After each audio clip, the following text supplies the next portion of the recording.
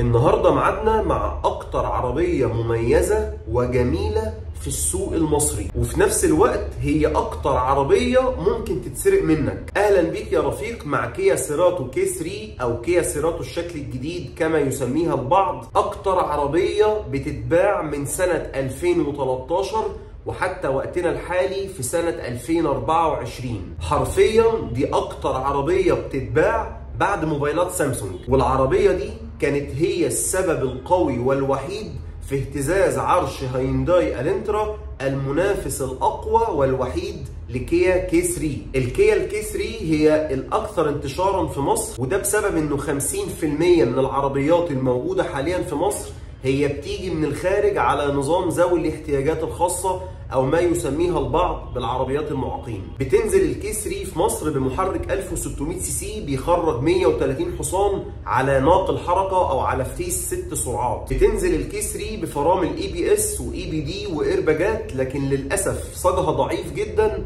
ولا قدر الله مع اقل خبطة العربية بتروح منك خالص. وواحدة من اسوأ العيوب الموجودة في الكيا الكي 3 انها بتضرب شريط ايرباج كل 3 أو 4 شهور، يعني تلاقي نفسك في المعدل 3-4 شهور 5 شهور 6 شهور العربيه بتقوم منوره لمبه ايرباج، وتيجي تدخل بالسكان تول او بجهاز الاعطال يقول لك انه في مشكله في شريط الايرباج، وده من اشهر عيوب الكي 3.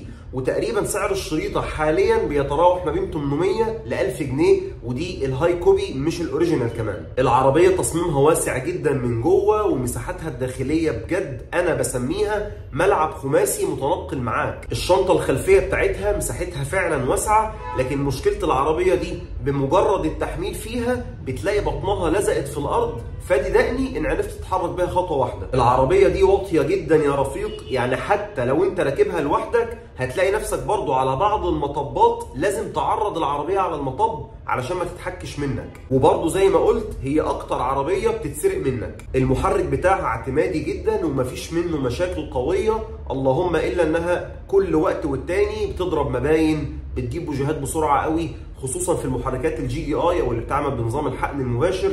كمان في عيب بيشتكي منه ملاك العربيات الكي 3، انه وانت بتنزل الازاز او بترفعه بتلاقي فيه رعشه كده في الطاره واهتزاز كده في العربيه، تحس انه الكهرباء فيها مشاكل. ودي برضو اغلب الناس او اغلب الفنيين بداوا يعالجوا الحته دي بانهم يعملوا نظام تقويات للكهرباء الارضي بتاعت العربيه. قواعد المحرك بتتلف بسرعه قوي وبتضعف بسرعه قوي، وبتضطر تغيرها كل فتره مش كبيره.